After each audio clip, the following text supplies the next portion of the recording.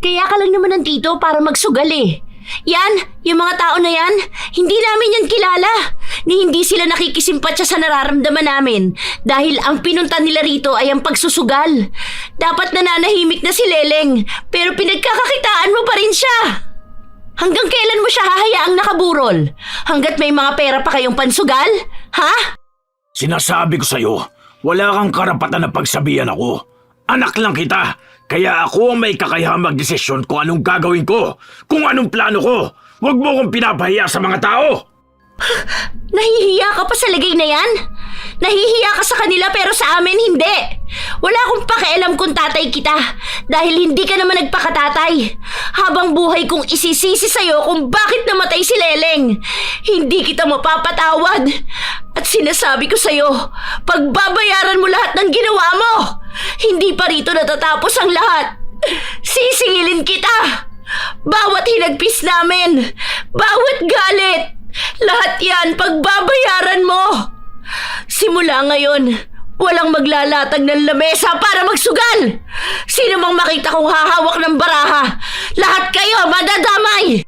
Ang ama ang siyang dapat na nagbibigay ng pangunahing pangangailangan ng kanilang pamilya.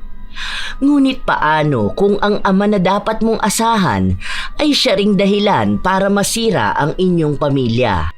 Bata pa lamang sina Ella, namulat na sila sa pagiging lulong ng kanilang ama sa sugal, na umabot pa sa puntong wala na itong pakialam sa kanila. Dahil sa galit na nabuo sa dibdib ni Ella, nagsimula na rin siyang lumapit sa dilim sa pag-aakala na ito ang tanging paraan para sa ikaaayos ng buhay nila. Makakaya kayang makalaya ng kaluluwang galit o tuluyang magpapasakop sa impluwensya ng itim na kapangyarihan? Ano naman gusto mong gawin ko? Wala nga akong pera. Ano ba mahirap intindihin dun? Yun na nga ang problema. Wala ka kasing trabaho eh. Alam mo magpapasok ka na, kailangan na ng mga bata ng gamit. Wala pa ni isa sa kanilang may notebook. Gagawan ko ng paraan pero wag mo akong pilitin.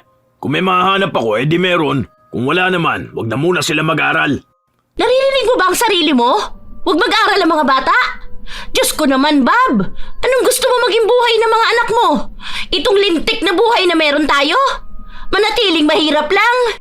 Ano ba kasi magagawa ko kung wala nga akong mapagkunan ng pera? Saka na sila mag-aral kapag kaya na nilang pag-aralin ang sarili nila. Para saan pa ba yung pag-aaral na yan? Kung sa huli magsisipag-asawa lang din naman yung mga yan. Baka kapag yumaman ng mga yan, maging katulad lang yan ng ibang tao na tinatalikuran ng mga magulang nila. Wala ka talagang kwentang, tatay. Ipaparinig mo pa talaga sa kanila yung ganyan? Kung alam ko lang na ganito ang magiging buhay ko, hindi na sana ako sumama sa'yo. Buwisit ka! Lumayas ka na lang sana sa bahay kung wala ka namang pakinabang! Napuno ng sigawan ang buong bahay habang ang tatlong magkakapatid ay nasa loob ng kwarto. Pinipilit na patahanin ni Ella ang dalawa niyang kapatid na umiiyak.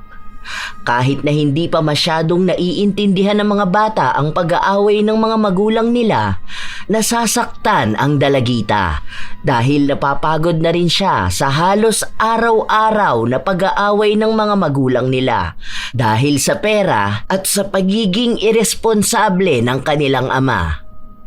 Kinabukasan, habang nagsasampay ng mga damit na nilabhan si Ella, dumating ang kanyang ina na may dalang plastic. Nak, tingnan mo nga kung gusto mo tong bag na to. Bigay sa akin to ni Maring Lotlot eh. May mga notebook pa. Galing to sa balikbayan box ng anak niya. Wala naman na raw nag-aaral sa kanila kaya ibinigay na lang sa akin. Ilang notebook ba ang kailangan mo? Okay na po sa akin kahit 4 na notebook.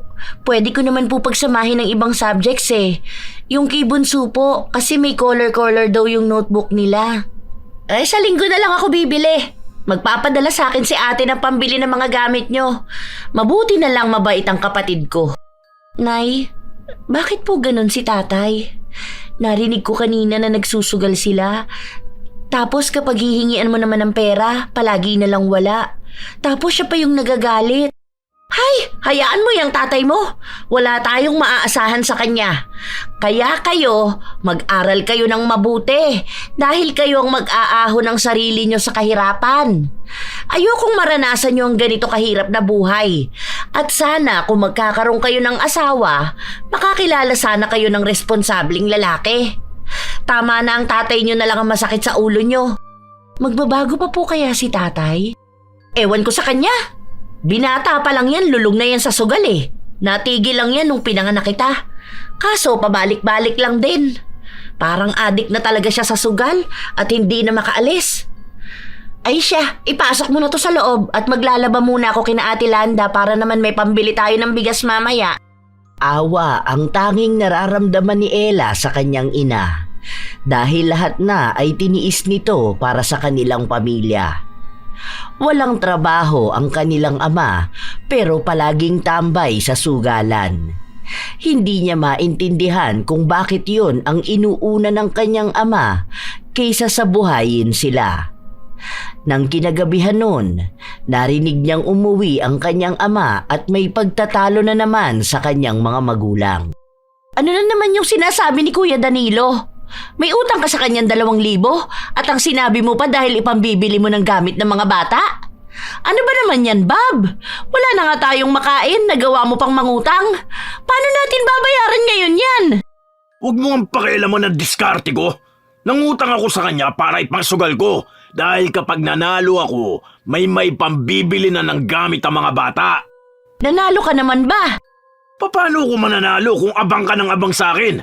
Ikaw ang nagbibigay ng malas sa akin eh. O di ba kapag pinagsasabihan ka, nagagalit ka? Paanong hindi magagalit kung panay ka daldal sa akin, ha? Paano hindi ako dadaldal kung panay ka utang tapos pagdating sa bahay wala kang maibigay? Lumalaki na ang mga anak mo. Yang ganyang gawain mo hindi mo man lang nababago. Utang na loob naman, kahit para sa mga bata lang. Ayusin mo naman ang buhay mo. Maayos naman ang buhay ko ah. Hindi mo lang kasi nakikita ang mga paghihirap na ginagawa ko. Ang nakikita mo lang kasi ang pagsusugal ko. Yan ang hirap sa'yo eh. Palaging sarili mong opinyon lang ang mahalaga.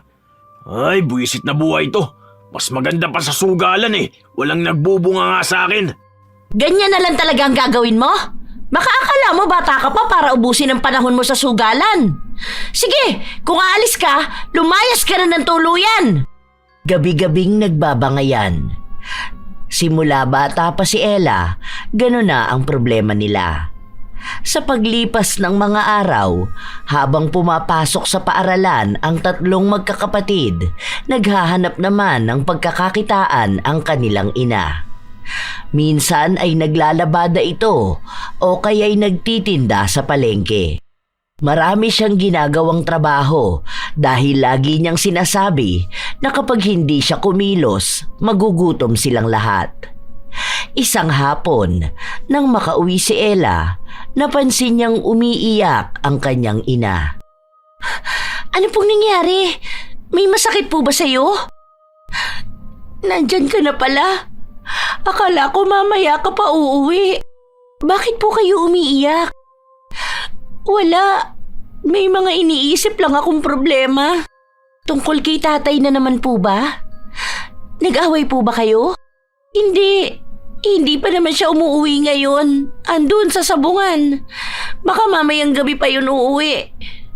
May nagpunta rito kanina naniningil ng utang. 3K yun eh. Nagagalit sa akin dahil isang buwan na raw yun hindi pa naibibigay. Hindi ko naman alam kung saan ako kukuha ng ipambabayad sa kanya. Iniisip ko nga ng mga muhan. May kakilala ako na ang sabi 9K daw monthly baby ang aalagaan. Kaso iniisip ko, kapag nangamuhan ako, sino namang mag-aasikaso sa inyo? Bakit po kasi kayo ang magtatrabaho? Ano pong balak ni tatay? Ganon na lang siya? Kapag gusto niyang magsugal, magsusugal lang siya? Ewan ko ba? Hindi ko alam kung may pag-asa pa bang magbago ang tatay niyo. Iniisip ko na lang ngayon kung paano ko babayaran ng mga utang niya. Sa akin nagagalit dahil ako ang dinadahilan niya kapag nangungutang. Namumuuna kay Ella ang galit. Hindi niya matanggap na ang nanay niya ang sumasalo ng lahat ng problema. Hindi naman siya makapagtrabaho dahil wala pa siya sa wastong edad. Habang lumilipas ang mga araw, nawawala na siya ng amor sa kanyang ama. Nagiging iritable na rin siya kapag nakikita niya ito, lalo na kapag panay utos sa kanila. Alam niyang mali ang nararamdaman niya, pero sa tuwing nakikita niya ang kanyang ama, naaalala niya lang lagi ang mga problema na dala nito sa kanila. Hanggang sa isang araw, nagising na lang si Ella sa isang sigaw ng lalaki sa labas ng bahay nila. Lumabas siya para tingnan yun. Pasensya na ho talaga kayo. Mamaya kapag uwi ng asawa ko, kakausapin ko siya. Hindi ko alam na ginawa niya yan. Simula kagabi, hindi na siya umuwi rito. Pasensya na po. Galit na galit ang lalaki at kung ano-anong mura na lang ang lumalabas sa bibig niya. Doon nalaman ni Ella na nagnakaw ng bisikleta ang ama niya at ibinenta ito. Nakita sa CCTV na siya ang kumuha, kaya agad na sumugod sa bahay nila. Dahil sa kahihiyan na ginawa ng ama nila, nadamay din sila. May mga nang aasar sa kanila na pamilya ng magnanakaw. 3 araw na hindi umuwi ang tatay nila, hanggang sa isang araw, bigla na lang itong nagpakita. Nak, kuha mo nga akong malamig na tubig. Meron ba tayo diyang ulam? Nagugutom na rin ako eh. Sandukan mo ako. Ang kapal ng mukha nito. May sinasabi ka ba? Sabi ko, sandali lang, nagwawalis pa ako. Bakit ka ganyan makipag-usap sa akin, ha? Bastos kang bata ka. Yan ba ang natututunan mo sa eskwela nyo? Sana hindi ka nalang pinag-aral eh. Sayang ang ginagastos sa'yo. Bakit? May ginastos ka ba sa akin? Sa amin? Di ba wala naman? Ang dala mo sa amin, panay kahihiyan. Hanggang ngayon, galit pa rin yung ninakawan mo ng bike. Tapos, anong ginawa mo sa pinagbentahan?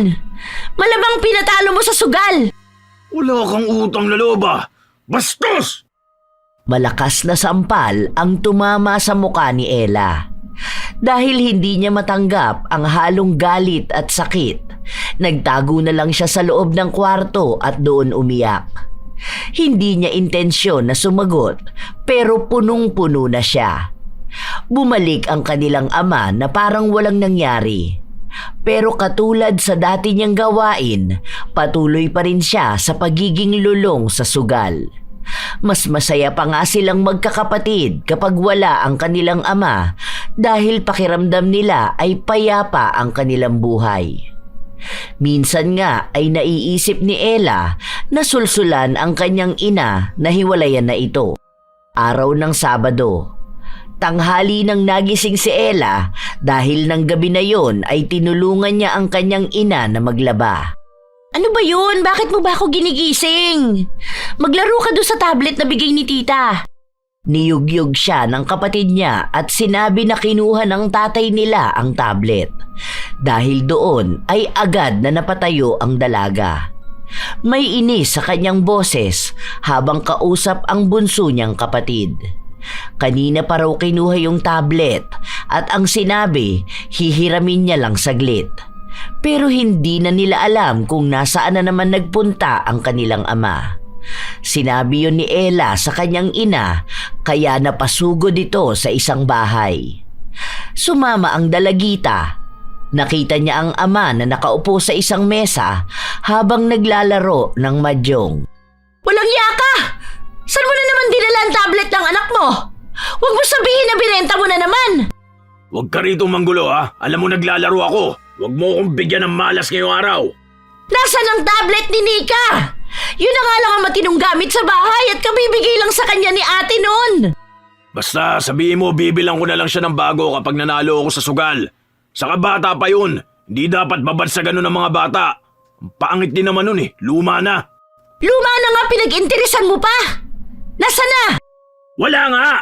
Ano ba mahirap intindi sa sinabi ko? Ibinenta ko na dahil may magandang laban ngayon. Huwag ka rito dahil minamalas ako. Tay, huwag niyo na maipahiya ng ganyan si nanay.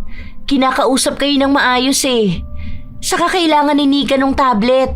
Yan ang ginagamit namin kapag tumatawag si tita. Isa ka pang pakialamerang bata ka, ha? Umalis na kayo rito. Isa pa, sinasabi ko sa inyo, kapag ako natalo, malilintikan kayo sa akin. Hindi umalis ang dalawa hanggang sa lumabas ang may-ari ng pasugalan. Pilit nung pinapaalis si Weng, habang ang ginang naman ay panayang sermon sa kanyang asawa. Dahil sa nagkakainitan na, itinulak ng babae si Weng kaya natumba ito sa labas ng gate. Saka naman isinarado yon para hindi na sila makapasok pa. Nay, okay lang po ba kayo? Napasama ata ang bagsak ko. Ang sakit ng balakang ko. Tulungan mo nga ako, anak. Aray ko. Dahan-dahan lang po, Nay. Tumama yata sa bato ang balakang nyo kaya ganyan. Ay, mamaya hihilutin ko po kayo para gumaling yan. Nakakainis siyang si tatay. Nakita na niyang tinulak ka pero wala lang sa kanya. Bakit ba kasi nagtitiis ka pa sa kanya? Dapat hiwalayan mo na yun eh. Hindi naman ganun kadali, nak. Ayoko naman lumaki kayo ng walang ama. Kesa naman po lumaki kami ng ganyang klase ng ama ang nakikita namin. Masahol na po yan eh. Isipin mo pati anak niya ninakawan niya para lang sa sugal. Ano pa pong kaya niyang gawin sa susunod? Ayokong nagagalit kayo sa tatay niyo. Tara na, umuwi na tayo. Dahan-dahan. Alam ni Ella na hindi na magbabago pa ang galit na nararamdaman niya. Dahil parang walang konsensya ang kanilang ama. Para bang wala lang sa kanya ang mga ginagawa niyang masama. Ni hindi siya humingi ng tawad sa pagnanakaw niya at sa nangyaring pamamahiya kay Weng. Yun ang bagay na hindi matanggap ni Ella. Dahil mahal na mahal niya ang kanyang ina, hindi niya mapapatawad ang kanyang ama sa dami ng atraso nito sa kanila. Tumagal din ng halos 1 buwan ang pilay ni Weng at nagkaroon din siya ng lagnat. Tanging si Ella ang nagsilbing sandigan ng kanilang pamilya. Sure po ba kayo maayos na kayo? Oo, nak, salamat. Ang responsable mo talagang ate. Ikaw na ang nag-alaga sa mga kapatid mo. May papasukan po akong work kada Sabado at Linggo. Sa palengke lang po, may pwesto dun yung nanay ng kaklase ko. Nasabi niyang naghahanap sila ng tatao kapag ganong araw. Naku, wag na. Paano ang pag-aaral mo? Wala naman pong pasok nun. Pandagdag na rin dito sa bahay. Kasi kapag uwian na raw, minsan namimigay sila ng gulay. O, kung may maibibigay sa akin, may uulamin po tayo, di ba? Saka hindi naman yun nakakapagod. Magbabantay lang naman sa gulayan. Itabi mo na lang para sa'yo ang perang sasahurin mo. Huwag mong akuin ang responsibilidad na hindi naman para sa'yo. Ayokong isipin na magiging breadwinner ka ng pamilyang to. Bata ka pa masyado para sa ganyan. Para po to sa atin. Kasi wala naman pong gagawa nito. Dahil si tatay ginagawa na lang tulugan tong bahay. Minsan nga hindi na natutulog, nandun lang sa sugalan. Isa rin sa dahilan kaya gusto ni Ella na magkapera dahil sa darating na kaarawan ng bunso nila. Gusto niya na kahit paano ay magkaroon sila ng handa. Lalo na at nagsabi yon na pangarap niyang magkaroon ng cake. Dahil ni minsan, wala sa kanila ang nagkaroon ng cake sa kanilang kaarawan. Siya na lang ang magbibigay katuparan sa pangarap ng kapatid niya. Sa paglipas ng mga araw, naging maayos ang lahat kay Ella. Hindi na lang niya masyadong iniintindi ang kanyang ama dahil mas tinitingnan niya ang magiging magandang buhay nila kapag nagtuloy-tuloy na ang kanyang plano. Nagbibigay siya ng pera sa kanyang ina pero madalas na hindi yun tinatanggap. Kaya ang ginagawa niya ay bumibili na lang siya ng mga pangangailangan sa bahay nila. Uy, sakto to pambili ng cake. 1.5 yun kapag magpapakustomize ako ng Barbie. May libre pang cupcake. Tapos kahit pansit at juice, okay na yun. Mahalaga mahandaan si Bunso. Habang nagbibilang siya ng pera, biglang bumukas ang pinto ng kwarto niya. Nang makita niya na ang ama niya ang tumingin sa kanya, agad niyang itinago sa unan ang pera. Ano yan tinatago mo dyan? Wala po. Naglilinis ako ng kwarto. May kailangan po ba kayo? Nakita mo ba yung damit kong brown? Pinalaba ko yun noong nakaraan eh. Hindi ko makita sa kwarto namin. Baka nasa sampayan. Tingnan nyo na lang. May ginagawa kasi ako. Agad na ring umalis si Bob matapos yung sabihin ng dalagita. Sandali namang nakahinga si Ella nang maisarado niya ang pinto ng kwarto. Inilagay na rin niya sa lata ang perang ipon niya at itinago sa kanyang damitan. 2 araw na lang ay kaarawan na ng bunso nila, kaya masaya siyang makakabili ng handa. Mas gusto niyang makita ang reaksyon ng kapatid niya kapag nakita ang cake na gusto nito. Kinabukasan, pagpasok ng dalaga sa paaralan, napansin niyang hindi niya nadala ang perang iniipon niya. Araw-araw niya kasi yung inilalagay sa bag niya para lagi yung ligtas. Hindi niya maintindihan kung bakit bigla siyang kinabahan. Hindi siya mapakali kakahintay na makauwi na siya. Pag-uwi niya, agad siyang dumiretso sa kwarto. Napansin niyang nagulo ang kanyang damitan. Nang buksan niya ang lata na pinaglalagyan ng pera, said na said ang laman.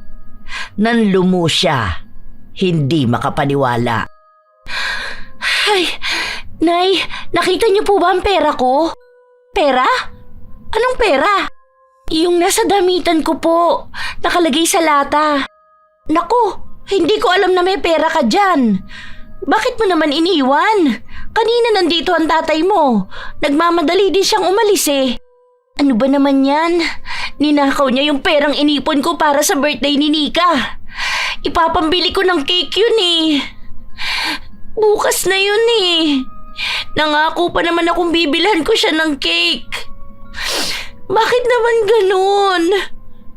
Bumuhos ang luha ni Ella dahil sa pagkadismaya at galit. Alam niyang nag-aabang ang kapatid niya para sa pangako niya, tapos mauuwi lang sa wala ang lahat dahil sa pagnanakaw ng kanyang ama sa perang pinagpaguran niya. Hindi yun matanggap ni Ella. Nawala na siya ng gana kahit nakausapin ng kanyang ama. Nasa loob lang siya ng kwarto habang yakap ang kapatid niya na natutulog na. Ang mga magulang nila nag-aaway sa sala. Pera ng anak mo yun! Nagtrabaho siya para maipon yun eh! Ano ba naman? Pati yun ninakaw mo! Tigilan mo ang kabibintang sa akin ha. Hindi ko ninakaw, hiniram ko lang. Kung nanalo sana ako sa madyong kanina di binalik ko. Puro ka na lang ganyan! Hindi ka naman nananalo! Sinisira mo pa pati mga gustong gawin ng anak mo! Alam mo ba na inipon niya yan para kay Nika? Birthday ng anak mo bukas! Pero anong ginawa mo? Mas inuuna mo yung sugal mo! Wala ka na nga naitutulong sa bahay! Magnanakaw ka pa!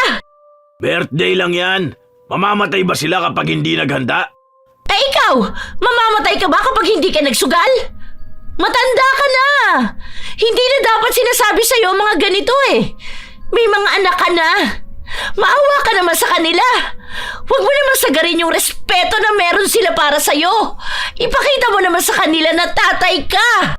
Dapat lang nila akong respetuhin dahil ako ang tatay nila. Wala sila sa mundong to kung wala ako. Palagi na lang pagsusugal ko nakikita mo. Wala namang mali dun ah. Kapag nanalo naman ako, kayo naman din ang makikinabang. Kailan mangyayari yan, ha? Ni minsan hindi kami nakinabang sa pera mo. Magbibigay ka sa akin ng 500 tapos ang inutang mo pala 2K. Lahat yun inubos mo sa sugal mo. Tapos sa huli, ako ang gigipitin ng mga pinagkakautangan mo. Huwag niyo akong pakialaman sa ginagawa ko. Pero wag mo rin naman pakialaman ng pera ng mga anak mo. Bahala ka kung magsugal ka dyan at kalimutan na may pamilya ka. Pero wag naman pati pera na pinag-ipunan ng bata, pagkakainteresan mo pa. Yan ang hirap sa inyo eh. Hinihiram ko lang naman ang pera. Paano pinagtataguan niyo ako? Ako na lang palagi ang masama sa pamilya na to. Umalis si Bob at mag-isa lang si Weng na natulog sa kwarto nila. Dinig na dinig ni Ella ang iyak ng kanyang ina. Ang tagal nang tinitiis ni Weng ang kanyang asawa at wala na yatang gabi na hindi ito umiyak. Kinabukasan, kaarawan na ni Nika. Walang pera si Ella kaya hindi niya alam kung paano sasabihin sa kapatid niya na hindi na siya mabibigyan ng cake. Nagbigay ng pera ang pangalawang kapatid niya at sinabi na kinita niya yon sa paggawa ng project ng mga kaklase niya. Gamitin na lang daw ang pera na yon para makabili sila ng tig-15 slice ng cake sa bakery. Awang-awa si Ella sa kanyang pamilya pero wala naman siyang pagpipilian. Hindi niya pa kayang iahon sa kahirapan ang mga yon dahil kahit naman anong pagsisikap niya, kung mismong haligi ng tahanan ang humihila sa kanila para lalong maghirap. Nairaos ang kaarawan ni Nika. May hinanda rin silang pansit dahil may gulay na dala si Ella galing sa amo niya. Kahit na lumipas na ang mga araw, hindi pa rin nawawala sa isip ni Ella ang ginawa ng kanyang ama. Mas lalong lumalalim ang galit at sama ng loob na nararamdaman niya. Ella! Ella, nasa ka ba? Bakit po? May ginagawa akong project. Bakit walang pagkain? Nagugutom na ako, wala man lang ulam. Di nyo man lang ako naisip tirhan. Anong klaseng pamilya kayo, ha? Wala pa naman po talagang ulam dahil wala namang pambili. Hinihintay ko pa po si nanay kasi ang sabi niya, magdadala siya ng lulutuin mamaya. Ano, titiisin ko tong gutom ko? Pumunta ka sa tindahan. Iutang mo ako ng ulam. Bilisan mo, alis pa ako. Malas pa naman sa sugal kapag gutom. Hindi naman sila nagpapautang.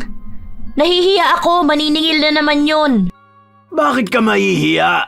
Sabihin mo magbabayad naman kapag may pera na. Bilisan mo na! Kapag sinabi ko, sundin mo. Kanina pa ako nagugutom tapos pag uwi ko wala man lang akong kakainin. Mabuti sana kung hindi ako dumidiskarte sa buhay eh. Baka dumidiskarte ka para sa sarili mo. Hindi ka naman maasahan dito sa bahay. Hoy, ano ka bubuyog? Bulong ka ng bulong. Bilisan mo, baka magkasakit ako kapag nalipasan ako ng gutom. Walang nagawa ang dalagita. Nagpunta siya sa tindahan para mangutang ng uulamin pero hindi siya pinagbigyan. Ilang beses pa siyang nakiusap pero wala siyang napala. Pag-uwi niya sa bahay nila, galit na galit ang kanyang ama. Halos magwala na ito sa kusina at nagbabanta na itatapon ang sinaing nila dahil wala naman yung pakinabang kung wala silang uulamin. May toyo naman po dyan. Pwede na po yan. O kaya kape. Kanina sinabaw namin sa kanin yung kape. Tapos si Leleng, toyo't mantika ang inulam. Mamaya na lang po ulit kayo kumain pag uwi ni nanay. Lecheng buhay to. Yan ang ipapakain nyo sa akin? Kaya ayoko umuwi rito eh. Pati ba naman pagkain pinagtataguan nyo pa ako? Buisit! Agad na umalis si Bob. Kasunod nun ay nagising naman ang dalawa niyang kapatid. Nagtatanong sila kung may pagkain na. Doon lang inilabas ni Ella ang isang Tupperware na pinaglagyan niya ng niluto niyang ulam kanina. Alam niya kasi na uuwi ang kanilang ama. Kung hindi niya yun itatago, mawawala ng pagkain ang mga kapatid niya. Alam niya sa sarili niyang masama ang ginagawa niya pero kailangan niya yung gawin. Kapag nagutom sila, hindi rin naman sila mabibigyan ng pambili ng tatay nila. Sa halip kasing ibigay ang pera sa kanila, iipitin yun ni Bob para sa ipansusugal niya. Pagka-uwi ng nanay nila, agad na ring nagluto si Ella. Kapansin-pansin kasi na masama ang pakiramdam ng kanyang ina. Nak, baka mamaya magpunta rito si Ate Hilda. Abot mo sa kanya tong 500. Sabihin mo yung balance na 500, abot ko na lang sa susunod. Nangutang ka po sa kanya? Utang ng tatay mo yan. Naawa na kasi ako kay Ate Hilda. Walang maipambili ng gamot. Yang utang ng tatay mo ang inaasahan niya. Ang pangako sa kanya, last week pa dapat babayaran. Wala naman akong maibigay. Bakit po kasi kayo ang magbabayad? Dapat hayaan niyo siyang maging responsable sa mga pagkakautang niya. Sa inyo na pinapapasan lahat. Hayaan mo na. Kaya po nasasanay siya eh. Kasi palagi na lang hayaan. Hindi niya malalaman kung anong mali niya kung wala nagsasabi sa kanya. Hindi po palaging hahayaan na lang. Kanina, galit na galit dito, naghahanap ng ulam. Eh kapag tayo naman po walang makain, hindi naman tayo nagwawala sa sugalan niya. Anak, huwag kang magtatanim ng sama ng loob sa tatay mo ha. Ayokong habang lumalaki kayo, lumalayo ang loob niyo sa kanya. Nay, kahit ilang beses niyong sabihin sa amin yan, may mga isip na po kami. Alam na po namin yan. Hindi po kami kasing pasensyosa niyo. Sana po wag masagad na mauubos na talaga ang respeto namin sa kanya bilang isang ama. Kasi ako po, hindi ko po kayang magtiis sa ganitong buhay. Kung pwede ko lang po kayong ilayo. Ay nako, hindi niyo po ba napapansin na kapag nandito si tatay, lahat kami nasa loob lang ng kwarto? Kasi kahit boses niya, ayaw naming marinig. Hindi na napigilan ni Ella na ilabas ang hinanakit niya. Marami pa siyang nais na sabihin pero pilit niyang pinipigilan ang sarili. Gusto na niyang sumapit sa wastong edad para makapagtrabaho na siya. Pinipilit niya sa sarili niya na kapag nagsumikap siya, makakalayo rin sila sa ganoong sitwasyon. Lahat ay gagawin niya, mailayo lang ang kanyang pamilya sa tatay nilang sugarol. Sa paglipas ng mga araw, walang nagbabago kay Bob.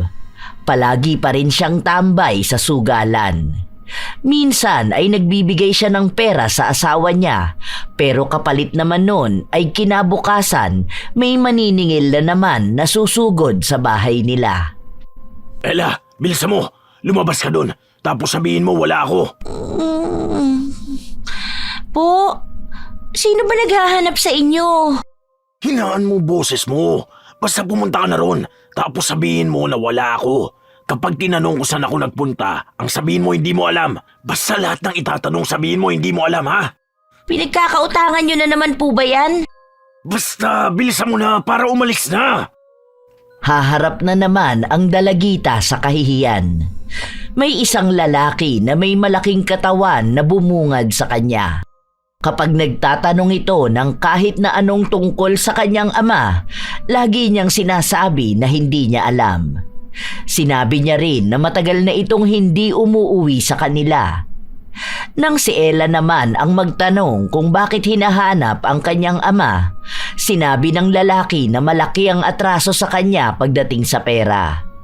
Malaki raw ang naipatalo nito sa sugal at hindi pa naibabalik ang pera. Kapag daw hindi ibinigay yon sa kanya, papatayin daw ang kanyang ama. Ang dami nitong pagbabanta na sinabi na maaari ring madamay ang buo nilang pamilya. Matapos nun ay umalis na ito. Walang ganang bumalik sa loob ng bahay si Ella. Naabutan niya ang ama na nasa ilalim ng lamesa. Wari bang batang takot na takot. Umalis na po sila. Ay, salamat. Mabuti naman. Ano sabi niya? Papatayin niya raw po kayo kapag nakita niya kayo. Sus, papatayin. Di ko naman kasalanang natalo siya eh. Nagbangka pa kasi siya, tapos ako ang pinaupo. Tapos ako ang sisingilin niya. Tay, hindi ba kayo nagsasawa sa ganyan? Ang daming taong sumusugod sa bahay. Ang daming nakakakilala sa inyo. Bakit naman ako magsasawa? Masaya ako sa ginagawa ko. At balang araw, yayaman din ako sa sugal. Hindi nyo maintindihan to dahil hindi nyo naman ginagawa. Saka, normal lang sa tao magkaroon ng utang. Yung mga mayayaman nga may mga utang din eh. Huwag niyo hong ihalin tulad sa ibang tao ang ginagawa niyo. Sugal po yan, nakaka-addict talaga yan. Maraming pamilya at buhay na ang nasira dahil dyan. Sana naman po wag niyo na kaming idamay. Anong pinagsasabi mo? Huwag mo akong pangaralan ha. Anak lang kita. Hindi mo kasi alam ang pinagdadaanan ko. Anong gusto mo? Dito lang ako sa bahay? Nakatunga nga? Magtrabaho po kayo para hindi po si nanay ang palaging nag-iisip sa ipambabayad sa utang nyo. Siya ang ginigipit ng mga tao eh. Tapos kami nabubuli dahil sa ginagawa nyo. Maawa naman po kayo sa pamilya nyo. Palibasa, wala kang alam kaya ganyan ka magsalita. Ako, Ella, wag mo akong ginagalit ha. Tumabi ka nga dyan! Yun ang pinakamahabang araw na hindi lumabas ng bahay si Bob. Palagi rin siyang sumisilip sa bintana at nagiging aligaga. Kahit na hindi niya aminin, nakakaramdam siya ng takot sa pagbabanta sa buhay niya. Nang umuwi si Weng, agad na ibinalita ni Ella ang nangyari. Kaya nagkaroon na naman ng pag-aaway sa loob ng bahay nila. Ano ba naman yan? Ang laki ng perang atraso mo sa kanila. Kilala mo naman si Pating. Alam mo kung gaano kahalang ang kaluluwa nun. Kapag sinabi niyang papatayin niya, papatayin niya. Buti sana kung ikaw lang gagantihan nun eh. Paano kung pamilya mo ang pagbayarin niya? Paano kung ang mga anak mo? Ha? Sisirain mo lalo ang buhay nila. Pinapanalangin mo na ako na lang ang patayin niya? Anong klaseng asawa ka? Eh ikaw, anong klaseng asawa at ama ka? Ni hindi mo man lang inisip ang kapakanan ng mga bata. Puro babae ang mga anak mo. Hindi ka man lang ba natatakot para sa kanila? Di naman kasi ako gagalawin ni Pating. Ikaw lang ang nag-iisip ng ganyan. Mababayaran ko naman siya eh. Sa susunod may dayo para sa Mahjong. Kapag nanalo ako doon, babayaran ko siya. Saka, alam naman nilang hindi naman talaga ako nagpatalo sa kanya eh. Nung pinaupo niya ako sa pwesto niya, malaki na ang talo niya. Ginigipit niya lang ako ngayon. Ayan! Hindi ka pa rin matigil! Kahit na may pagbabanta na sa'yo, wala ka ibang iniisip kundi ang magsugal. Sa halip na ayusin mo na ang buhay mo, mag-apply ka ng trabaho. Di ba may nag-aalok sa'yo na sumama sa construction? Para naman mabayaran na paunti-unti ang mga utang mo. Makakatulong ka pa sa mga anak mo. Hindi yung dagdag pasakit ka pa. Mababayaran ko rin yung mga utang ko. Kapag nagtrabaho na ang mga bata, magbibigay sila ng pera sa akin. Alangan namang hindi tayo makaahon sa buhay kapag may mga trabaho na sila. Subukan lang nilang hindi magsustento sa atin. Anong klaseng utak meron ka, Bob? Hindi mo pwedeng ipapasan sa mga bata ang problema mo. Hindi nila tayo kargo. Ayokong isipin nila na malaking responsibilidad tayo para sa kanila. Hindi ka naman baldado para hindi magtrabaho para sa sarili mo. Hindi mo pwedeng hintayin na magkatrabaho sila. Baka buong buhay nilang pagbayaran ng maiipon mong utang. Basta, wag mo kasing pangunahan ng lahat. Hindi ka na nga nakakatulong sa problema ko. Gaganyan ka pa sa akin. Tumagal ang bangayan ng mag-asawa. Halos 1 linggo na ring hindi lumalabas ng bahay si Bob. Nakakapanibago yon para sa mga bata. Dahil kahit 1 beses, hindi nila nakitang nanatili sa bahay nila ang kanilang ama. Kung hindi pa dahil sa may nagbabanta sa buhay nito. Lagi ring aburido si Bob dahil naiinip na siya sa loob ng bahay. Nangangati na rin ang mga kamay niyang humawak ng baraha. Sa tuwing uuwi rin ang mga bata, dumidiretso sila sa kwarto dahil mabigat ang pakiramdam nila kapag nakikita ang kanilang ama. Malayong malayo ang loob sa kanya. Hindi ako mahilig sa sugal pero pupusta ko. Kapag yan lumabas na naman sa bahay, makakaipon na naman yan ng utang. Nak, ano ba yung mga pinagsasasabi mo? Mamaya marinig ka ng tatay mo. Ano naman, nakakainis kapag nandito yan eh. Parang may demonyo sa bahay natin. Sabi ko sa'yo, huwag kang ganyan sa tatay mo eh. Alam mo ba na masama ang may ganyang ugali? Mas masama naman ang ginagawa niya. Kung makakarma man ako sa ganitong attitude ko, siguro po wala namang magiging bago. Wala pa nga akong ginagawang masama, nakarma na ako dahil siya ang naging tatay ko. Parang ang laki ng kasalanan natin sa mundo para magbayad at magdusa. May usapan na kami ng tatay mo na kapag aalis ulit sina paring Lex, sasama na siya para makapagtrabaho, para maiiwas na rin siya sa pagsusugal niya. Mukhang makakaya naman na niya yun. Tingnan mo, ang tagal na niya sa bahay. Mas maganda pong gawin niya muna, wag puro salita. Saka na po ako bibilib kapag nakikita ko nagbabagong buhay na siya. Kahit na po wag na para sa amin, kahit para na lang sa sarili niya. Para naman hindi siya habang buhay na ganyan. Kulang na lang maging kamukha na niya yung king sa baraha. Kahit na magkakasama sila sa iisang bahay, malayo talaga ang loob ng mga anak ni Bob sa kanya. Kahit na anong pilit ni Weng na paglapitin ang mga anak at asawa niya, walang nangyayari. Tila ba natanim na sa utak nila ang ginagawa ng kanilang ama. Makalipas pa ang ilang linggo, unti-unti na namang lumalabas si Bob pero hindi sa pagtatrabaho, kundi sa pagsusugal na naman. Pero hindi pa ito alam ng kanyang asawa. Natuklasan lang ito ni Ella nang minsan niyang makita ang ama. Habang nasa labas si Ella, sinadya niyang daanan ang pinagsusugalan ng kanyang ama. Nakita niya itong masaya habang may mga pera na nasa harapan nito. Sa inis ng dalagita, nilapitan niya ito para hingian ng pambayad ng kanyang pag-aaral. Tay, kailangan na po kasi talaga namin. Pupunta nga akong bayan ngayon para bumili na. Kapag hindi ako nakapagpasa nun, baka bumaba ang grades ko. Hindi mo ba alam na malas yung ginagawa mo? Hindi dapat nang hihingi ng pera kapag may nagsusugal. Sana maghintay ka na lang sa bahay. Baka matalo po kayo, wala kayong perang maiuwi sa bahay. Ngayon na po sana. Magkano lang naman yun eh. Wala nga sinabi, hindi ako magbibigay. Hintayin mo matapos ang paglalaro ko. Umuwi ka na nga. Mas mainam pa maglinis ka sa bahay. Hindi yung ako iniistorbo mo rito. Pahingi na lang pala ako ng pambili ng bigas. Ayan, buwisit, naunahan pa ako. Malapit na ako manalo eh. Ano ba? Hindi ka ba makaintindi ng sinasabi ko sa'yo, ha? Kapag ako talaga natalo pa rito, yari ka sa akin pag-uwi. Habang nagagalit si Bob, mas lalong sinasadya ng kanyang anak na inisin siya.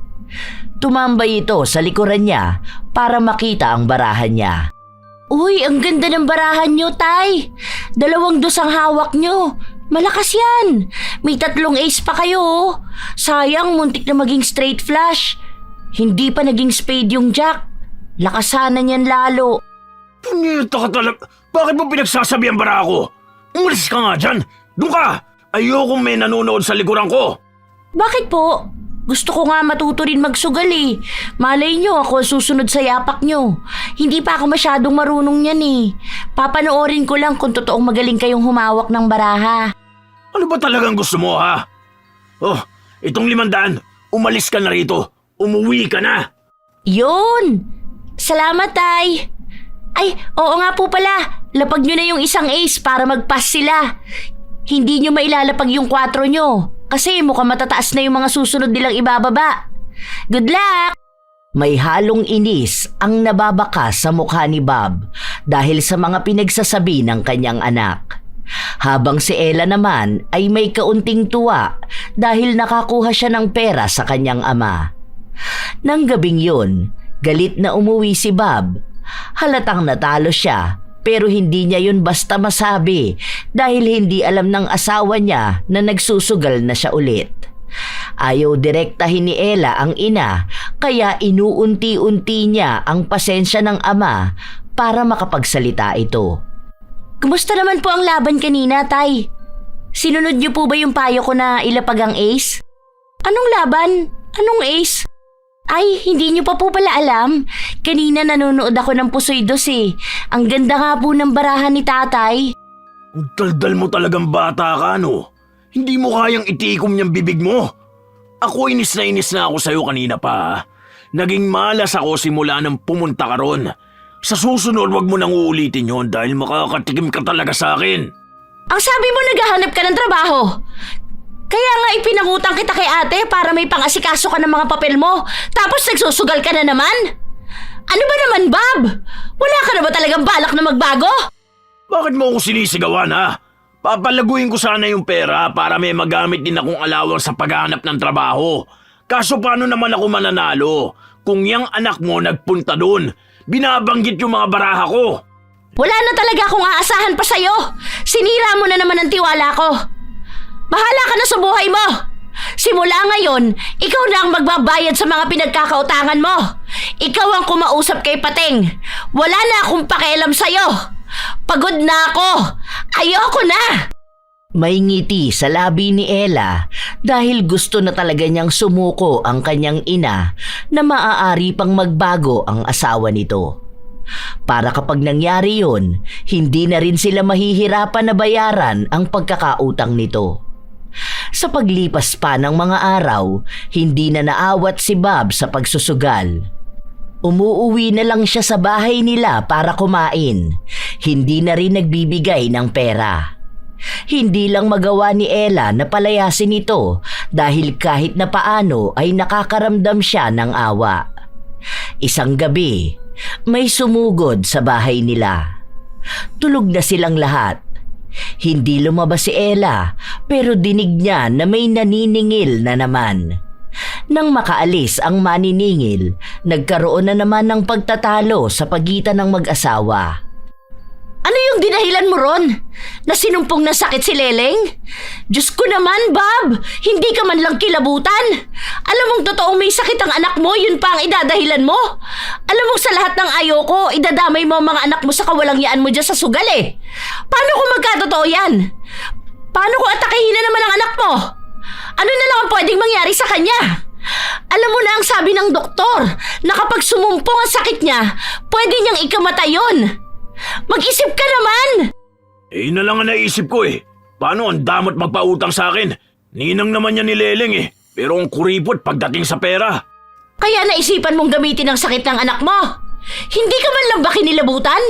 Hindi ka man lang ba nakaramdam ng awa para sa bata? Wala ka nang binibigay dito sa bahay na may merwisyo ka pa. Ay, Diyos ko po ang anak ko. Hindi ko kakayanin kapag may masamang nangyari sa kanya. Kapag dinadahilan mo pa naman sa pinagkakautangan mo ang bata, nagkakasakit sila. Ang OA mo naman? Dahilan lang naman yun. Wala namang mapapahamak. Hindi mo kasi alam. Wala ka kasing pakialam sa mga anak mo eh. Hindi ka na nga pinipigilan sa pagsusugal. Huwag naman pati yung buhay ng bata, maisasanla mo na. Mag-alala ka naman para sa kanya. Ewan ko sa'yo. Pinapalala mo yung simpleng bagay eh. Wala naman yan. Kung ano-ano na lang kasing paniniwala ang naririnig mo, ayusin mo yung pag-iisip mo para umayos ang buhay mo. Napatingin si Ella sa kapatid niya. Awang-awa siya sa mga nangyayari. Minsan pa ay hinihiling na lang niya na sana ay iba na lang ang naging ama nila. Yun bang katulad sa mga kakilala niya na responsable at mahal ang kanilang pamilya? Sa paglipas ng mga araw, unti-unting nagbabago ang pakiramdam ni Leleng. Napapadala siyang nagsusuka at inaatake ng sakit niya. Nangingisay din siya tuwing gabi. Mabuti na lang ay naaagapan pa nila. Pero dumating ang isang gabi na sobrang lala na ng dinaranas nito. Bumagsak siya sa sahig, nangingisay, bumubula ang bibig. Nak, bilisan mo! Tawagin mo ang tatay mo! Dali natin sa ospital ang kapatid mo! Ay, Diyos ko po, parang awa niyo na! Huwag niyo po munang kunin sa akin ang anak ko! Ay, hindi ko kaya! Anak ko! Laban lang ha! Anak! Halos madapa pa si Ella sa pagmamadali niyang tumakbo. Hindi na siya nakapagsuot ng tsinelas pero kahit na ganun ay wala siyang ibang sakit na nararamdaman. Ang alam niya lang ay kailangan niyang magmadali. Naabutan niya ang tatay niyang naglalaro ng mahjong. Tay, bilisan niyo po! Si Leleng inaatake! Kailangan siya dalhin sa ospital! Nangingisay na siya sa bahay! Ano ba? Ang ganda ng laban namin tapos pupunta ka rito para lang dyan? Ano na naman pakulutong ginagawa mo ha? Sisirain mo na naman ang laro ko eh. Tay, hindi ako nagbibiro! Kailangan ni nanay ng tulong! Kailangang madala si Leleng sa ospital! Marami tayong kapitbahay, maraming tutulong sa kanya. Malis ka na rito, hindi ako makapag-focus. Muwi ka na dun, matagal pa tong laban namin. Malaki ang pustahan dito. Kahit na anong pagmamakaawa ni Ella, hindi tumayo sa upuan niya ang kanyang ama. Wala ring halong pag-aalala sa mukha nito. Kaya agad na bumalik siya sa kanilang bahay. Wala na ang ina at kapatid niya. Naabutan na lang niya ang bunso na umiiyak sa loob, kasama ang isa nilang kapitbahay. May sumama na raw sa kanyang ina para madala si Leleng sa ospital. Hindi mapakali ang dalagita. Hindi siya nakatulog ng gabing yun dahil hindi siya matapos sa pagdarasal na maging maayos ang kapatid niya. Iniisip niya na hindi niya pa nabibigyan ng magandang buhay ang pamilya niya, kaya wag naman sana muna itong mawala sa kanila. Sila-silang magkakapatid na lang ang nagkakaroon ng pagkakaintindihan, habang ang ama naman nila ay mas mahalaga pa ang sugal kaysa sa kanilang buhay. Kinaumagahan, nagising na lang si Ella nang dumating ang tito niya, ang kapatid ng kanyang ina. Kinausap sila nito na mag-ayos ng kanilang bahay dahil baka sa kinagabihan nun ay ibuburol na ang kapatid nila. Hindi na napigilan pa ni Ella na maghinagpis. Hindi siya natigil sa pag-iyak dahil hindi siya naniniwala sa sinabi ng kanyang tiyuhin. Gusto niyang puntahan ng ina pero hindi siya pinayagan ng tiyuhin niya. Kaya raw ito nagpunta roon ay para may mag-asikaso sa kanilang ina. Siya lang kasi ang malapit na kapatid nito. Nakatulala lang si Ella hanggang sa sumapit ang gabi. Narinig na niya ang ingay ng sasakyan. Ilang sandali pa ay may mga kalalakihan na nag-ayos sa kanilang bahay para sa paglalagyan ng kabaong ni Leleng. Namanhid na ang buong pagkatao ni Ella nang makita niyang inilalagay na roon ang kapatid niya. Nakita niya rin ang ina na hindi na makalakad dahil sa panghihina. Wala na si Leleng, nak. Wala na ang kapatid niyo. Hindi na siya naisalba ng mga doktor. Bakit naman po ganun? Dapat po pala matagal na natin siyang dinala sa ospital. Paano na po yan? Ang bata pa ni Leleng, Nay. Hindi ko alam. Wala na akong maintindihan. Nasaan ang tatay mo? Wala, hindi siya tumayo sa sugalan. Ewan ko, hindi ko po alam kung nabalitaan na niya yan. Hindi naman siya umuwi. Habang nag-uusap sila, doon naman dumating si Bob. Pero para bang baliwala lang sa kanya ang nangyayari. Sinilip niya lang ang anak niya. Matapos nun ay ipinaayos na niya ang mga lamesa para sa pagsusugalan nila. Hindi matanggap ni Ella na kahit sa ganoong sitwasyon, mas inuuna pa rin ng kanyang ama ang kanyang bisyo kaysa sa ikapapanatag ng kanilang kalooban. Wala man lang simpatya. Mukhang mas masaya pa nga ito. Nagpunta ang iba nilang kaanak sa bahay nila maliban sa isa nilang tiyahin na nasa Amerika at hindi makapagpaalam para umuwi. Pero nagpadala ito ng pera na tulong sa panggastos nila. Naroon din ang lola ni Ella na matanda na.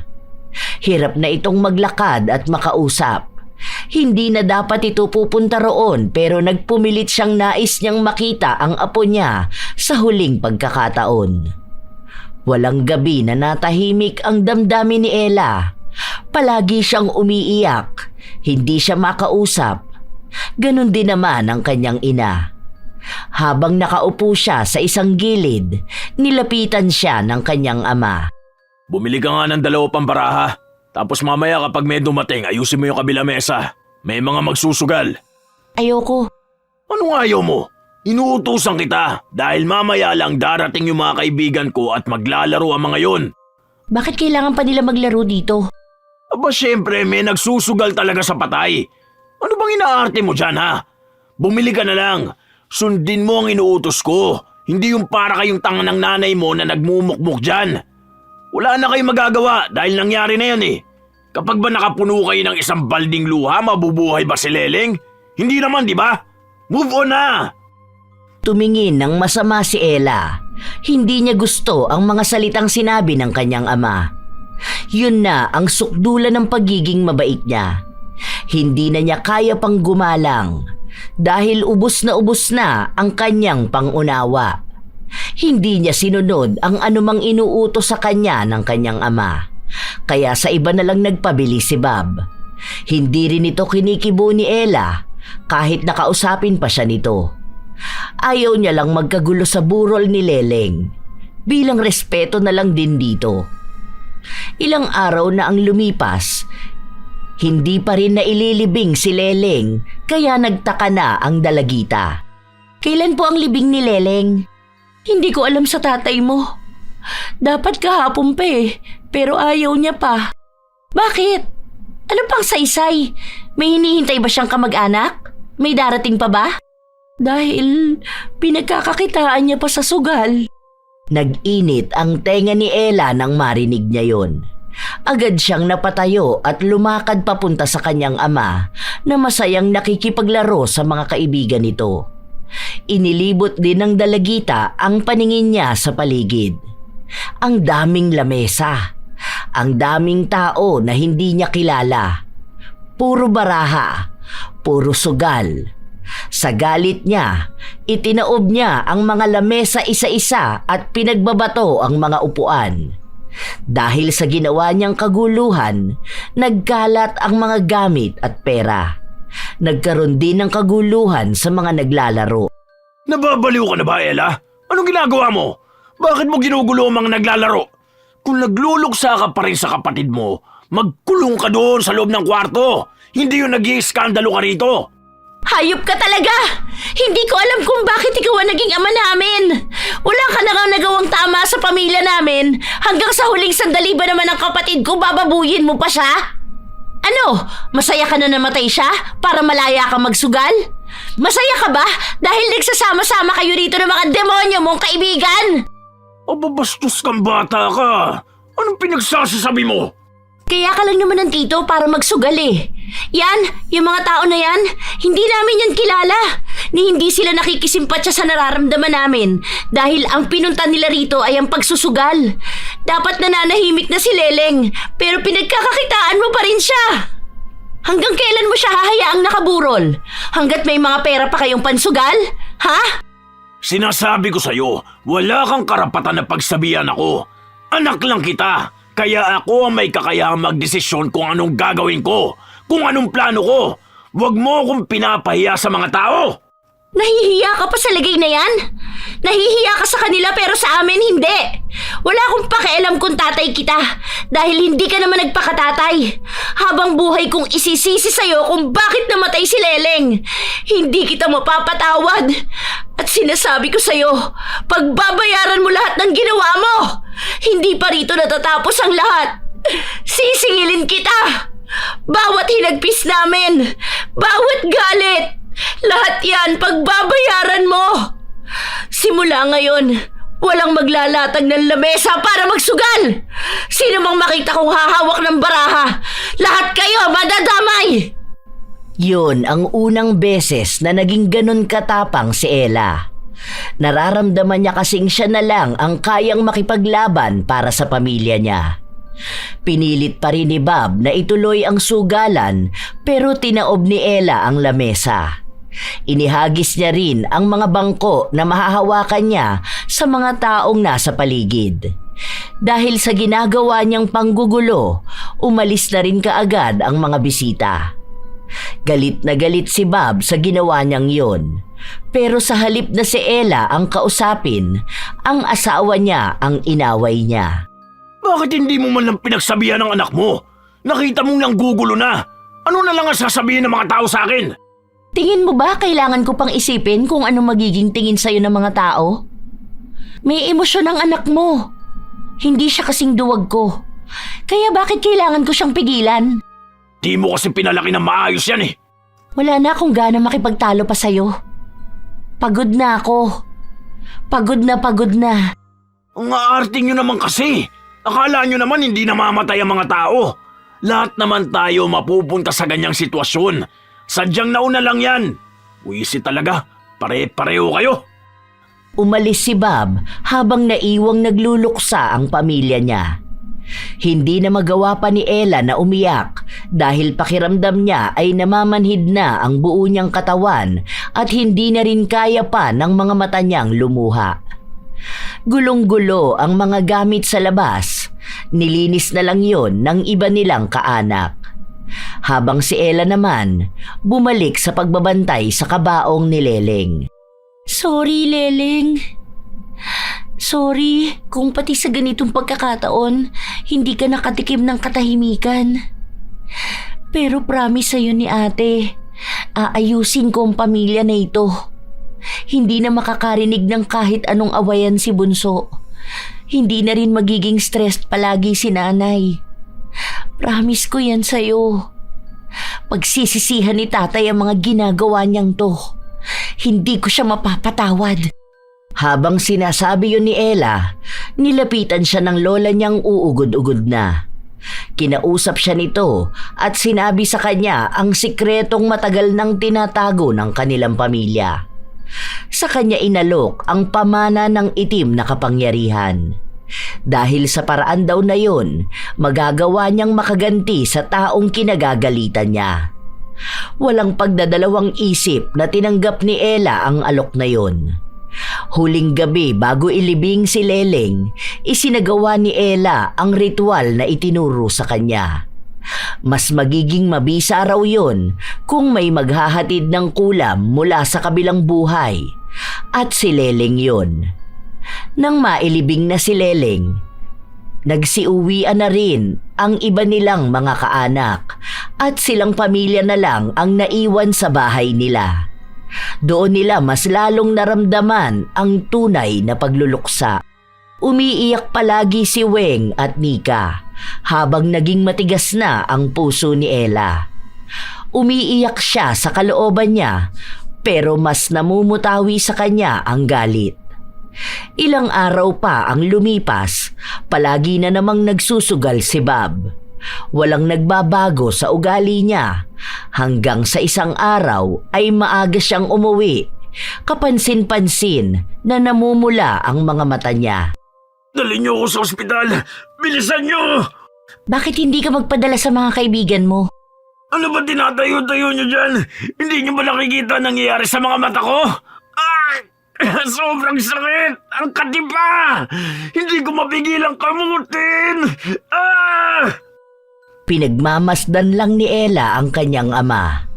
Wala siyang awa na maramdaman. Tanging tuwa dahil unti-unti nang naisa sa katuparan ang pangkukulam na ginagawa niya. Nagpatuloy ang pagkamot ni Bob sa kanyang mga mata. May pagkakataon na nagdurugo pa yun. Kahit na madala siya sa ospital, walang nagiging lunas. Humahapdi yun, lalo na kapag may ipinapatak. Pagka-uwi nito sa bahay, nag-aakala siyang aalagaan siya ng mga anak niya. Dahil kailangan ni Weng na maghanap ng trabaho para mabuhay sila. Aray! Ano ba? Ang tanga-tanga mo naman! Ang sabi ko dahan-dahan lang, di ba? Nasaan ba ang ate mo? Tawagin mo nga! At siya magpatak sa mata ko! Ano ba kasi ito nangyayari sa akin? Alis ka na dyan, Nika. Balik ka na sa kwarto mo. Hayaan mo na yung lalaki na yan. Bakit bigla siyang hihingi ng tulong sa atin? Kulang lang yan sa sugal. Puminta ka na lang sana ng baraha. Alam ko na talaga nung una pa lang na wala ka ng kwentang anak eh. Pareho lang tayo. Wala ka rin kasing kwentang tatay. Bakit ba ngayon na nahihirapan ka sa amin ka tatakbo? Samantalang noon ayaw mong umuwi rito. Gusto mo doon ka na lang sa sugalan. Tigilan mo ko, Ella. Kapag ako nakatayo, malilintigan ka sa akin. Ako ang tatay niyo kaya obligasyon niyo ko.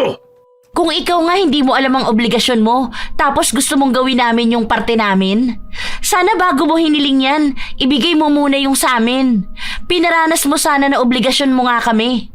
Kaso wala naman eh. Kahit nga hanggang sa mamatay si Leleng, wala kang kwentang tatay.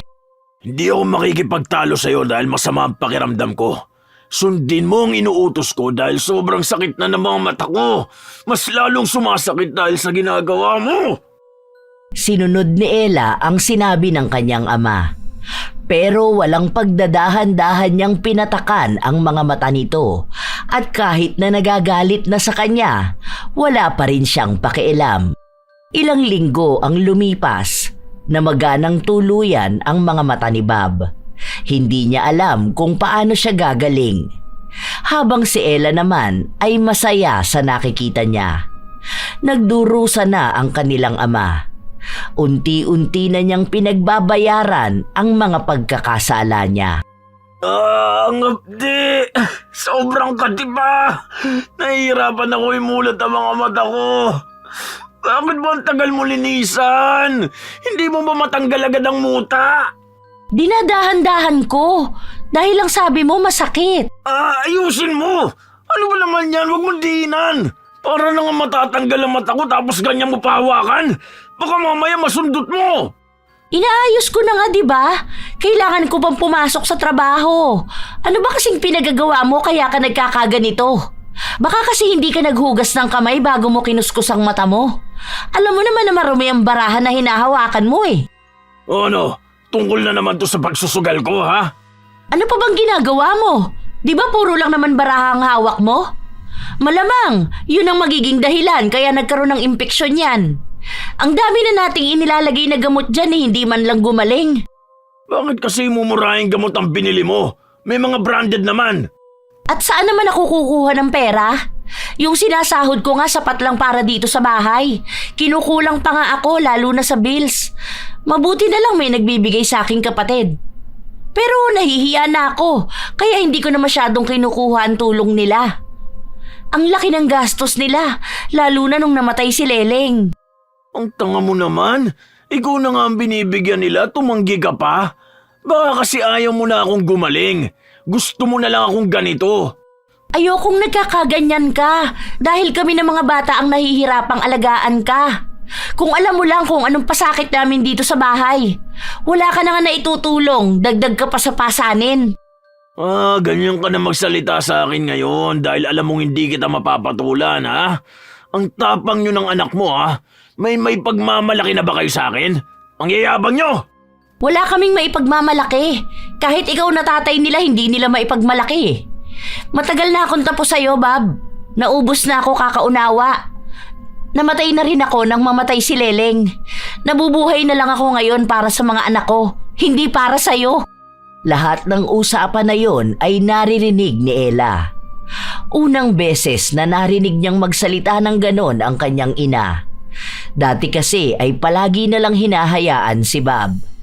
Hindi lang sakit sa mata ang naging epekto nun kay Bob dahil nararamdaman niya rin na wala siyang kakampi sa bahay nila.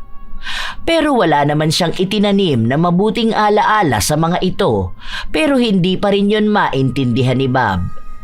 Mas nangingibabaw pa rin para sa kanya ang pagiging mayabang niyang ama. Dumating ang ate ni Bob at ito ang nag-alaga sa kanya. Pero palagi itong nagagalit sa mga bata. Pinapamukha sa kanila na wala silang utang na loob sa kanilang ama. Ilang beses din itong inaway si Weng dahil sa mga paninira na ginagawa niya sa kanyang asawa. Kaya gano'n na lang makitungo ang mga anak nito. Dahil hindi maatim ni Ella na gano'n makitungo ang kapatid ng kanyang ama, kinausap niya mismo si Bob. Ano bang sinasabi mo sa kapatid mo? Aba, ganyan ba dapat ang tono ng boses mo? Wala akong pakialam kung bastos ang tono ng boses ko. Bakit kung makapagsalita siya parang aping-api ka rito sa bahay? Hindi niya siguro alam kung anong klaseng tao ka. Baka alam niya. Kaso nga lang, tinotolerate ka niya. Ayos, may kakampi ka na. Dahil nakikita niya kung gaano kayo kawalang hiya dito sa bahay. Tignan mo na nga lang yung pakikipag-usap mo sa akin. Gagawin ba yan ng matinong anak, ha? Para saan pa nag-aral ka kung bulok naman ang utak at ugali mo? Kami lang ang pinag-iinitan mo ng ulo kasi hindi ka makatitig sa baraha. Hindi ka na makapagsugal, di ba? Alam mo ang totoo? Karma mo na yan. Ayoko na magsabi pa ng kung ano-ano. Sana matanggap mong ginagaba ka na. Sa dami ba naman ang ginawa mong masama sa pamilya natin? Sa mga pagsisinungaling mo, sa palaging pagpapaiyak kay nanay, lalo na sa ginawa mong kalapastanganan ng burol ni Leleng. Doon pa lang sagad na sa kaluluwa mo ang kasamaan eh. Sarili mo pang anak yun, pero mas natuwa ka pa dahil mas malapit ang sugalan nyo. Pambihira, di ba? Kaya tama lang yan sa'yo. Hayaan mo, hindi ka pa naman susunod kay Leleng. Kasi ano bang sabi mo ulit? Na lahat naman tayo mamamatay. Nauna lang siya. Pero ikaw matagal pa. Kaya matagal kang magdurusa. Ngayon alam ko na kung bakit hindi ako gumagaling. Dahil sa demonyo ka na yata sumasamba. Hindi pa ako sa demonyo sumasamba. Dahil kung demonyo ang usapan, ikaw na yun. Kapag ako gumaling, sinasabi ko sa'yo, tatamaan ka sa akin. Gugulping kita hanggang sa maisip mo mga pagkakamali mo at baguhin mo yung ugali mo. Hindi ka rumirespeto sa tatay mo. Ako ang isa sa dahilan kaya ka nabuhay. May respeto ako sa'yo nun. Inubos mo lang. Sinagad mo yung galit eh. Hindi naman dapat ako ganito. Kaso pinakita mong hindi ka dapat nire-respeto. Mga bata pa lang kami, nakikita na namin yan. Kahit na umiyak kami sa gutom, wala kang pakialam. Basta may pera ka pansugal. Nakalakihan na namin na ganun. Walang nagbago. Kaya hindi mo kami masisisi kung bakit ganito kami sa'yo. Lalong-lalo na ako. May karma rin ang mga batang sutil na katulad mo. Kung alam ko lang na magiging ganyang kakabastos, sana hindi ka na lang ipinanganak. Sana nga ganun na lang ang ginawa mo. Kasi kung ako ang tatanungin, hindi ko rin papangarapin na magkaroon ng ama na gaya mo. Kung papipiliin lang ako, hindi ko rin pipiliing ipanganak. Talagang matigas ka, ha? Ewan ko na lang kung saan pupulutin ang mga batang katulad mo. Ewan ko sa mga kabataan ngayon. Feeling nyo yata na cool na kayo dahil ganyan kayo makitungo sa matatanda at sa mga magulang nyo.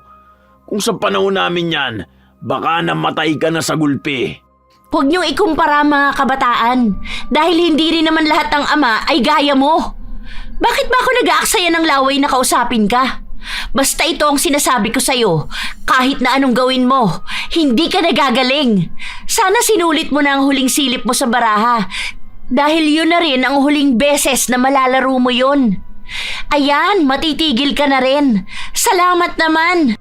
May maikling pagtatalo sa mag-ama pero natigil lang yon matapos na dumating ang kapatid ni Bob. Pinagalitan pa si Ella pero matapang pa rin siya. Ilang buwan na ang lumipas, sumapit si Ella ng wastong edad at nagsimula siyang pagsabayin ang pag-aaral at pagtatrabaho. Gusto niyang simulan ang pangako niya kay Leleng na magiging maayos ang buhay nilang pamilya. Si Bob naman, nanatili pa rin ang sakit niya. Pero kahit na nahihirapan na siya, walang pagsisisi na makikita sa kanya. Palagi siyang galit kay Weng at ito ang sinisisi niya kung bakit siya nagkasakit. Palagi niya ring minumura ang mga anak niya. Naghihintay si Ella ng pagbabago mula sa ama at ang marinig man lang na nagsisisi siya. O kaya ay humingi siya ng tawad pero wala silang narinig. Lahat ay yabang, lahat ay panunumbat. Hanggang sa napagod na silang gano'n na lang palagi ang buhay nila sa loob ng bahay. Nang makaipon si Ella, lumipat silang tatlo. Bumukod sila ng bahay habang si Bob naman ay inaalagaan ng kanyang kapatid. Ilang taon ang nakalipas. Kahit na may galit si Ella sa ama, pinapadhalan niya pa rin ito ng pera.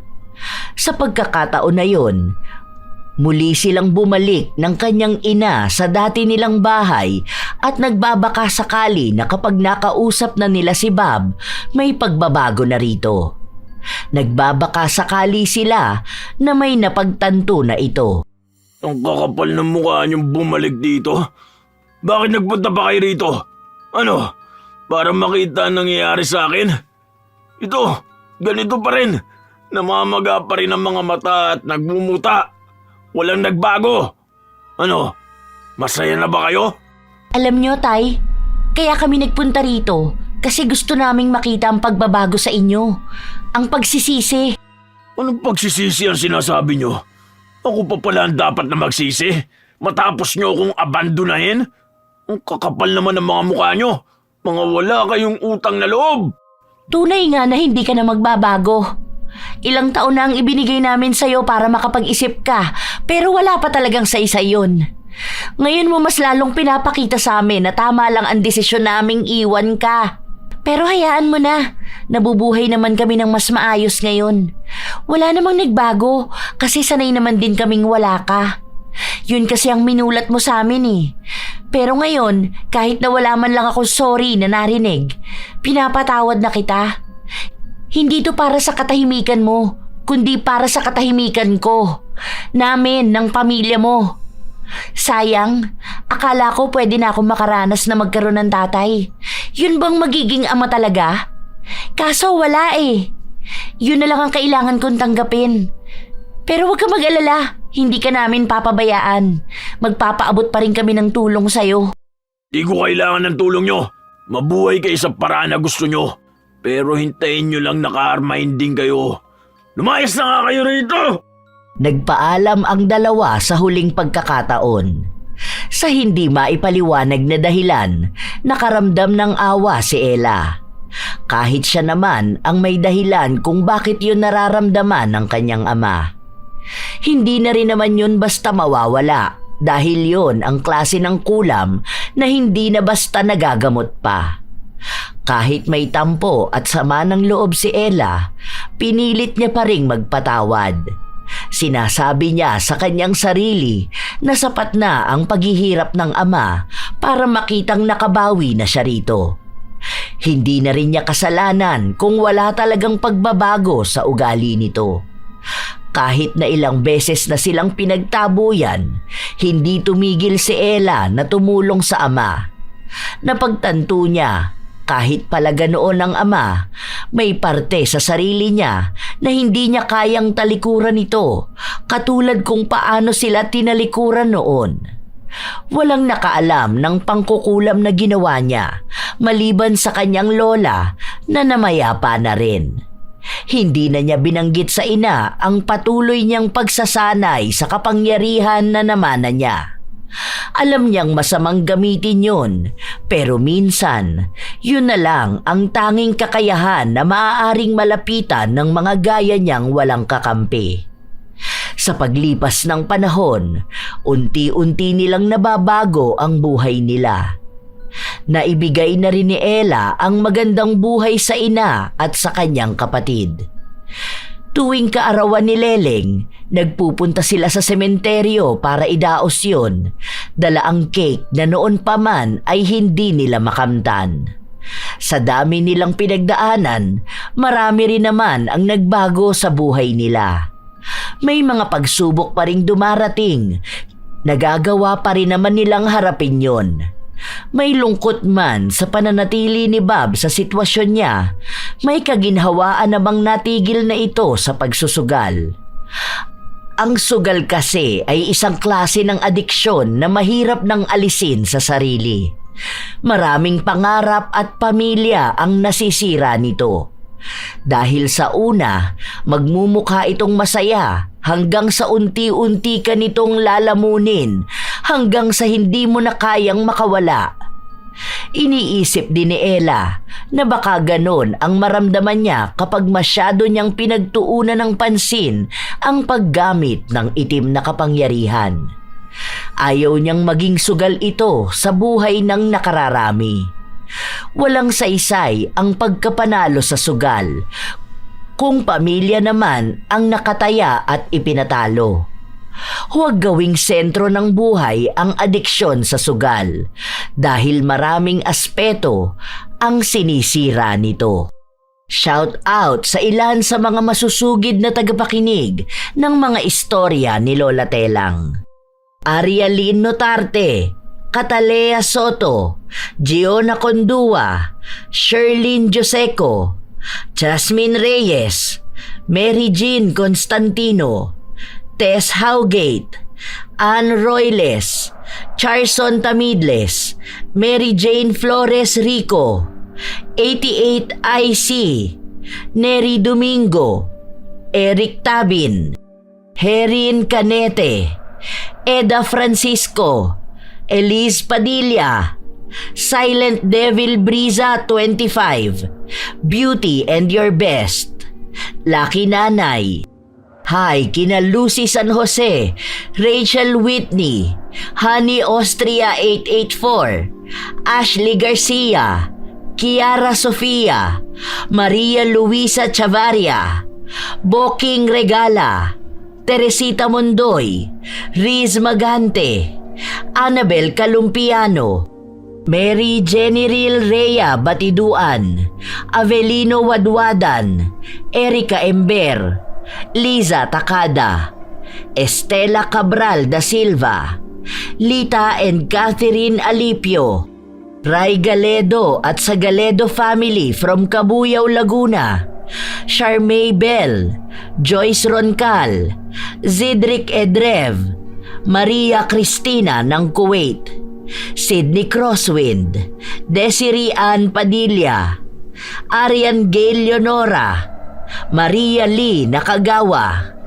Kumusta kayo, Jenny Suzuki, Broken Vow 7899, Larcy Siriban, Nini Cupido, Danica Dulnuan, Luri Ann Vitalicio, Mirna Alfaro, Larny Azurin, Belene Regencia, Marcos Balingasa, Jessa Jacob, Pinky Hepertor, Nena Diones, Roche M, Asodicen Cerila, Rochely del Rosario. Shout out kina Roxanne Gaudicos, Supladang Pasaway, Leonor Rivera, Violi Leharso, Francisco Neng, Lance MBB, Amanda Joyce from Angeles City, Grace Doris Riano, Veronica Caspillo, Karina Guevara ng Concepcion Tarlac, Roy Lacandalo, Relin Ape, Jordan Mea, Rica Tataan, Florence Hervasio, Jandy Lee Fajardo, Mary Jane Lozano, Giovanni Dulce at sa Dulce and Gonzaga family, Jepoy Belarmino ng Cabuyao, Laguna. Shout out din kina Clarissa Telo, Maribel Balabag, Lee, Robert Crimen, Karen Salut, Red, Hana Maylin Sesgundo, Rodemay Panaligan, at sa boyfriend niya na si Neil na nakikinig from Negros Occidental, Maria Jaisel Ngoho, Emma Dumato, Hazel Fiesta, Jazzy J ng Louisiana, USA, Yensky 12 at sa kanyang mga anak na sina Prince Berlin Monsalud at Princess Angel Heart Monsalud. Ito ang inyong nag-iisang Lola Telang at maraming salamat mga apo.